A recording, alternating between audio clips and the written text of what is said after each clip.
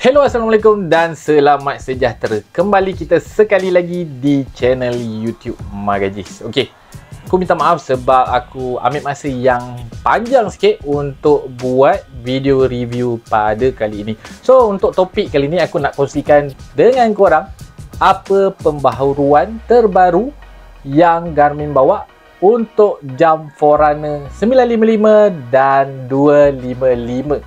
So, sebelum aku nak start benda ni, aku akan kongsikan juga apa perbezaan yang ada di antara Forerunner 955 dengan 255 dululah.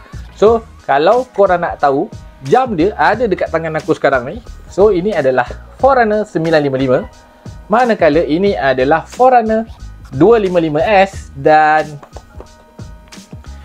ini adalah Forerunner 255 yang standard punya.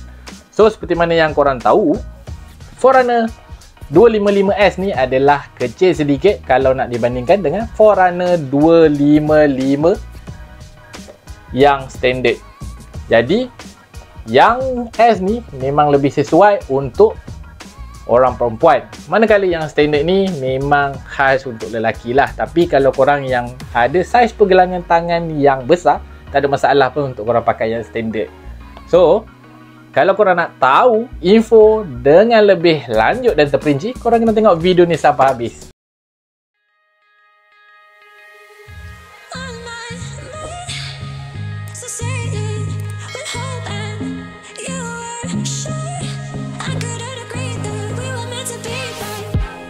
Okey geng, untuk perbezaan yang pertama yang kita boleh nampak daripada Forerunner 955 dengan Forerunner 255 ni, korang boleh tengok dari segi kotak dia lah. So, untuk Forerunner 255 ni, dia punya kotak lebih kecil. Kotak dia simple je. Tapi untuk Forerunner 955 ni, kotak dia sedikit bulky lah. Boleh dikatakan dia punya kotak lebih kurang sama dengan kotak Phoenix 5, Phoenix 7, Phoenix 6. So, mungkin memang padan dengan harga yang dia adalah. Selain daripada tu, untuk Forerunner 255 ni, dia tak ada solar ya. Jadi, memang kalau korang nak ada yang solar, korang kena beli Forerunner 955 lah.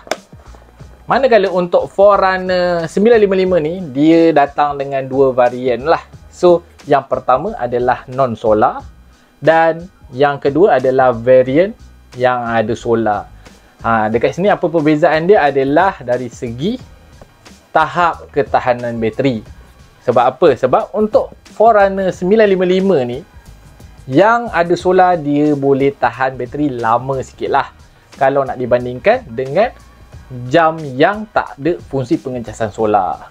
So, jom kita masuk ke part yang lebih mendalam. Okay guys, untuk perbezaan yang seterusnya di antara Forerunner 255 dengan Forerunner 955 ni, untuk pengetahuan korang, Forerunner 255 ni dia tak ada fungsi touch screen ataupun fungsi skrin sentuh. Manakala untuk Forerunner 955 ni, dia mempunyai fungsi skrin sentuh lah. So, korang tak payah nak pening-pening kepala nak tekan-tekan butang. Korang cuma boleh terus sentuh skrin dan boleh tukar dia punya widget lah. Nampak? So, dekat sini, ini adalah perbezaan yang kedua lah yang aku dapat kongsi dengan korang. Okey, untuk perbezaan yang berikut adalah dari segi band. Okey, kalau korang tengok dekat sini, untuk Forerunner 255 ni, dia ada quick release band. So, dekat sini korang boleh tarik sahaja dia punya quick release ni, and then korang dah boleh tukar dia punya band. Lepas tu, untuk Forerunner 955, dia tak ada quick release ya.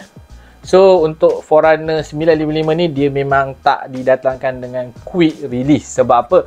Sebab Garmin memang cipta Forerunner 955 ni khas untuk orang yang suka sukan triathlon.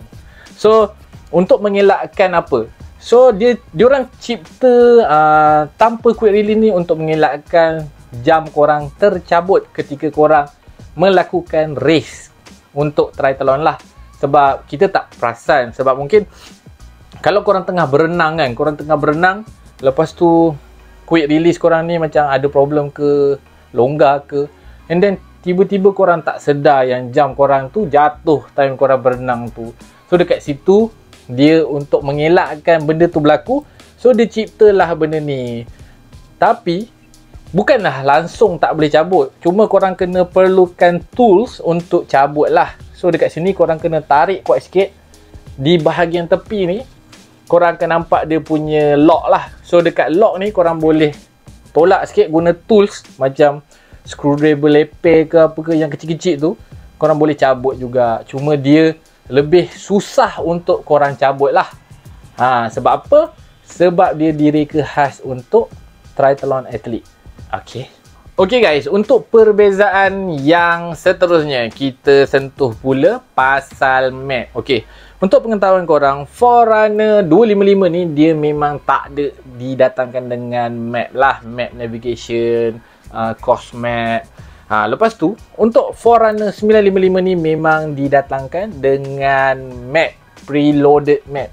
So untuk korang main golf ke, korang boleh download preloaded golf map. Ada lebih kurang dalam 42,000 pilihan golf map untuk korang gunalah.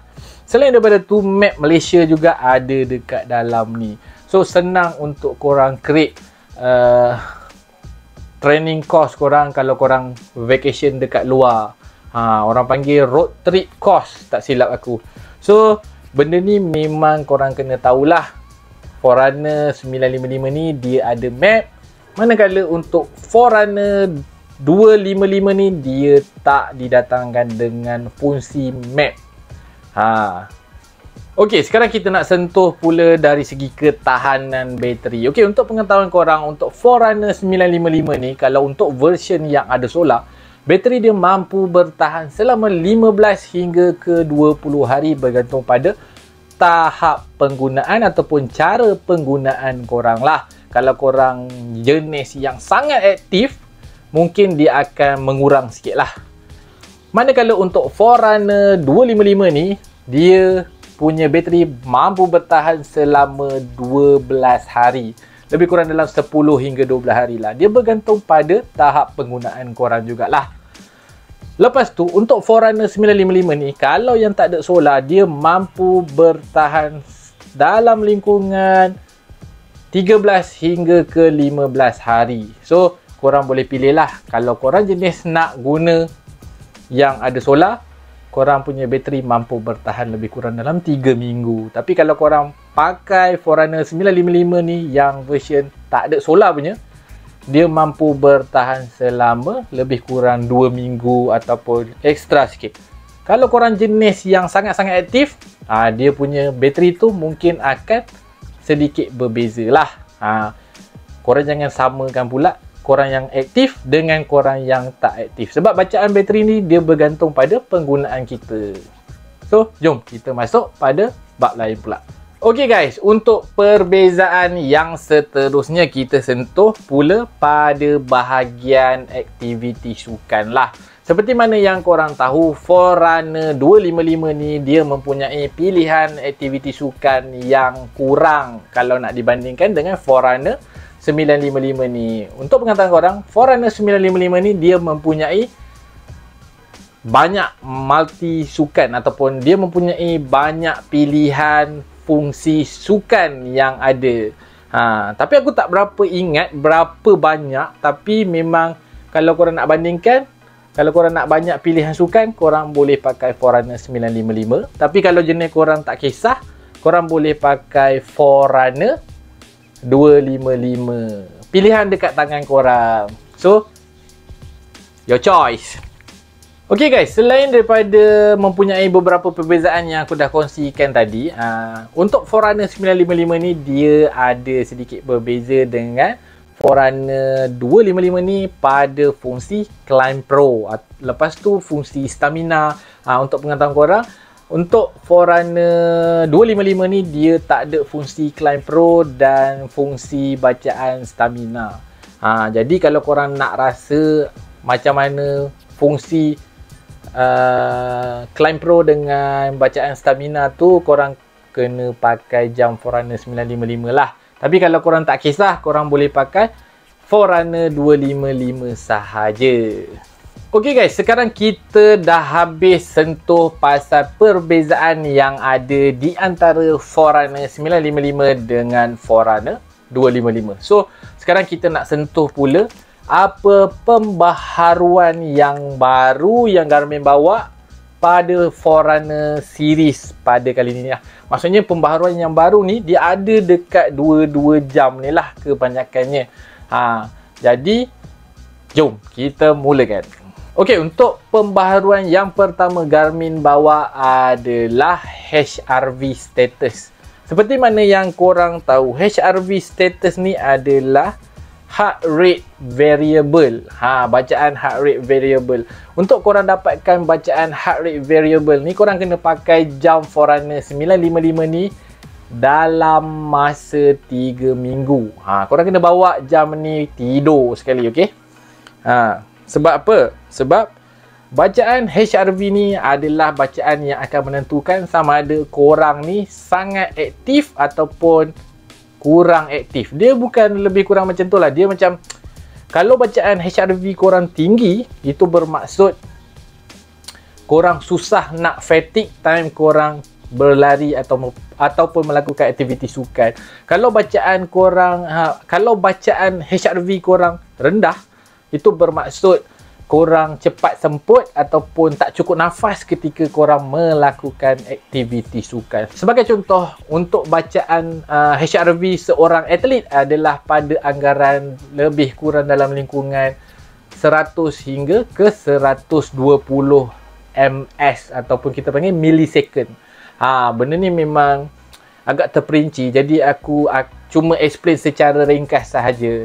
Jadi kalau korang nak tahu benda ni dengan lebih mendalam, korang kena pakai jam ni. Lepas tu korang kena consult orang yang lebih berpengalaman dalam explain apa kegunaan HRV ni. Tapi benda ni memang bagus lah untuk korang tengok dan improve korang punya tahap sukan ataupun kualiti sukan korang. Okey, untuk fungsi yang seterusnya Garmin bawa dekat dalam jam Forerunner 955 dengan 255 ni adalah fungsi training readiness. Maksud fungsi training readiness ni adalah aras penunjuk status kesihatan korang ataupun status tahap kesihatan korang untuk melakukan aktiviti sukan. So sebagai contoh, kalau tahap readiness di korang pada anggaran meter warna hijau ataupun 65 ke atas, dia akan bagi tahu yang korang memang dah ready untuk training. Tapi kalau dia bawah daripada average, maksudnya korang kena rehat dulu. So benda ni memang bagus untuk kita jadikan panduan lah. Sebagai contoh, macam sekarang ni aku punya bacaan training readiness adalah pada tahap 46. Jadi untuk tahap 46 ni dia kata low. So dekat sini dia ada bagi advice lah, cari masa untuk berehat. Dalam bahasa Inggeris dia tulis kat sini, find time to relax. Jadi korang memang kena rehat yang secukupnya sebelum korang boleh melakukan aktiviti sukan ataupun training yang pada hari berikutnya. Lebih kurang macam tu.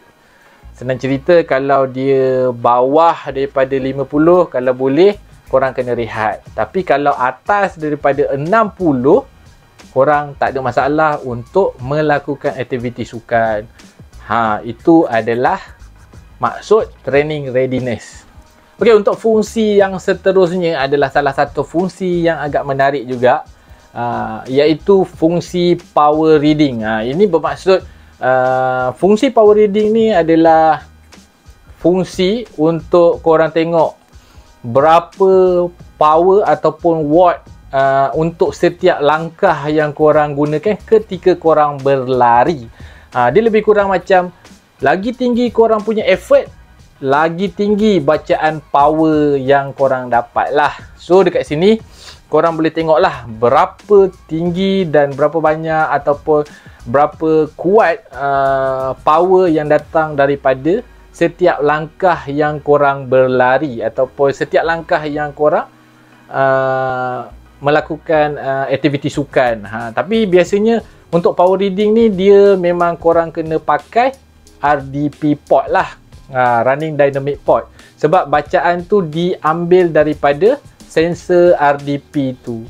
Jadi dekat sini sebab aku tak ada fungsi aku tak ada sensor RDP tu, jadi aku tak dapat nak tunjuk contoh bacaan bila korang melakukan aktiviti larian. Tapi untuk pengetahuan korang, bacaan power reading ni dia terbahagi kepada 7 zon. Lepas tu untuk setiap kategori zon tu dia tak ada spesifik. Dia bergantung pada individu dan effort seseorang. Jadi lagi tinggi effort korang, lagi tinggilah bacaan power meter korang lah, ataupun power reading ataupun running power yang korang keluarkan daripada setiap langkah yang korang berlari. Okay guys, untuk pembaharuan yang seterusnya Garmin bawa pada jam Forerunner series pada kali ini adalah diorang improve bacaan VO2 max serta bacaan body battery. Jadi dekat sini korang akan dapat bacaan body battery dan bacaan VO2 max dengan lebih accurate lah, korang boleh tahu. Tapi macam biasa, untuk korang tahu bacaan VO2 max korang tu dengan lebih jitu lagi, korang kena buat test lah dekat IJN ataupun ISN. Kalau tak silap korang kena bayar lebih kurang dalam 300.5 hingga ke 500 untuk korang dapatkan bacaan VO2 max korang dengan lebih detail dan terperinci.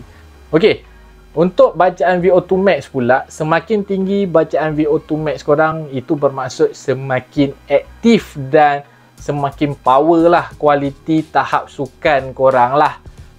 So dekat sini korang boleh tahulah, kalau korang tengok VO2 max korang macam 42 je macam aku kan, so maksudnya korang macam biasa-biasa, average je, ataupun mungkin bawah lagi daripada average.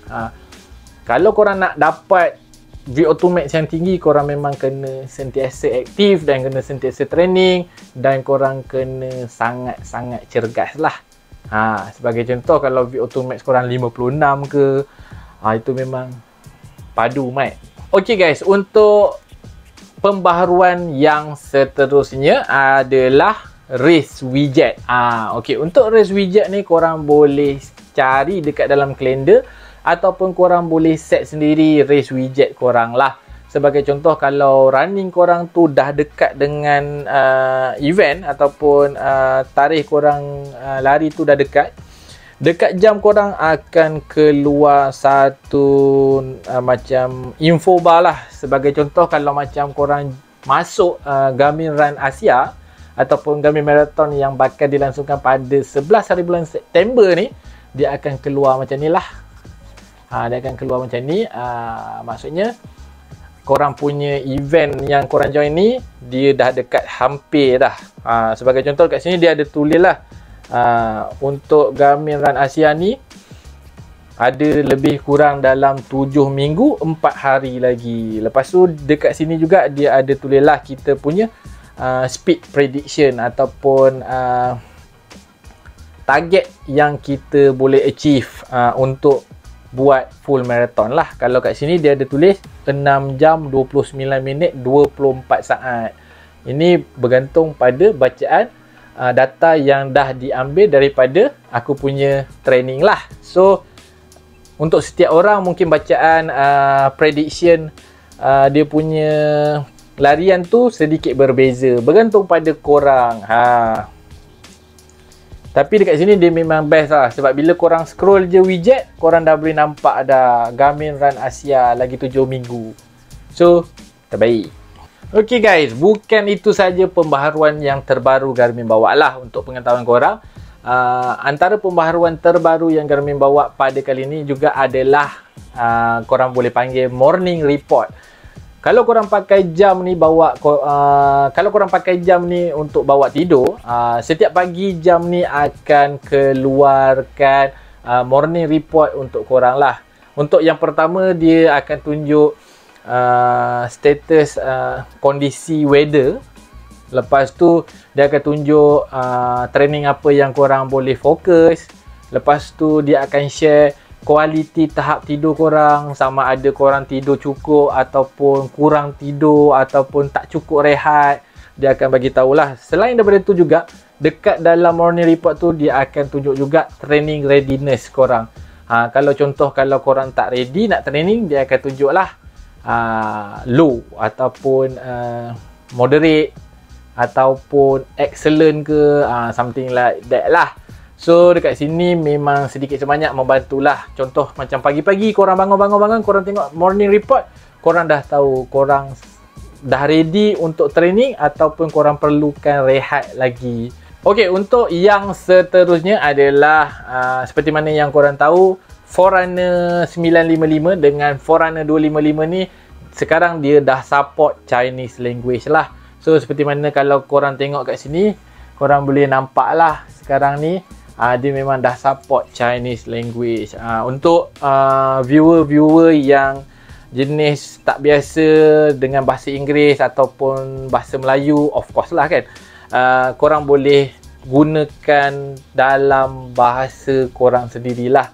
Tapi kalau tak silap aku, dia ada dua jenis, Chinese traditional ke ataupun Chinese modern.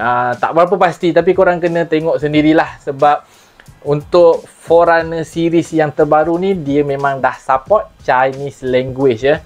Kalau nak dibandingkan dengan versi-versi jam yang ada sebelum ni, dia susah nak ada bahasa Cina. Cuma dia ada bahasa Inggeris dengan bahasa Melayu. Melayu pun tak Melayu sangat, dia macam campur Indonesia sikit. So korang boleh try. Okay guys, sebelum aku terlupa, aku juga nak bagi tahu korang yang jam Garmin Forerunner 955 dengan 255 ni didatangkan dengan fungsi multiband. So untuk pengetahuan korang, untuk jam Garmin Forerunner ni dia memang dah ada fungsi multiband ataupun korang boleh gunakan pelbagai satellite GPS untuk dapatkan kedudukan koordinat korang dengan lebih tepat. Senang cerita. Jadi kat sini aku nak tunjuk sikit dekat korang apa yang korang boleh dapat pada jam Forerunner series pada kali ni. Dekat sini korang boleh tengok lah apa maksudnya multiband. So dekat sini korang boleh pilih lah sama ada korang nak guna GPS only ataupun all system. All system ni dia boleh pilih lah mana-mana GPS satellite yang lagi mempunyai accuracy yang lebih tepat. So dia akan pakai lah. Ataupun korang boleh pakai all system plus multiband. Maksud all system plus multiband ni, dia akan gunakan semua sistem GPS yang ada dan dia akan gunakan dua signal ataupun lebih, tapi kebiasaannya dua lah untuk dapatkan best accuracy kedudukan ataupun pace larian yang korang tengah buat dengan lebih tepat lah. Okey guys, itu sahaja video perkongsian daripada aku pada kali ini. Aku harap sedikit sebanyak video yang aku kongsikan ini dapat memberi kefahaman yang lebih terperinci dan mendalam kepada korang. Sekiranya korang rasa video yang aku kongsikan pada minggu ini bermanfaat ataupun memudahkan urusan korang, korang jangan lupa tekan butang like, share dan subscribe. Lepas tu, sekiranya korang ada sebarang pertanyaan yang korang rasa muskil, rasa macam, ya aku nak tanya lah benda ni, korang jangan lupa tinggalkan komen di ruangan komen yang ada dekat bawah. InsyaAllah kalau ada masa aku akan try reply dengan secepat yang mungkin. Semoga kita bertemu lagi di masa yang akan datang. Bye.